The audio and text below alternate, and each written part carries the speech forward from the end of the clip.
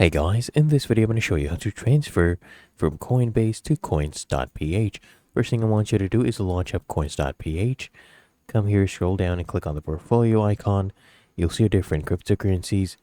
And what you can do is click here on receive and then click on deposit crypto. After that, you just choose the cryptocurrency you want to go ahead and deposit. Let's say it's USDT, for example, or any other crypto. Select your network, select Tron. You'll get your address right here. So copy this address.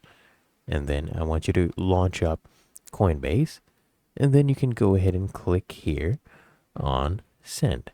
So you select the asset to send, select that coin.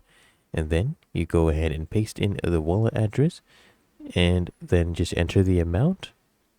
Just go ahead and finalize the transaction. And then you can go ahead and send it over. Really that easy. If you found this helpful, make sure you smash that like button and subscribe to find a solution. I'll see you in the next one.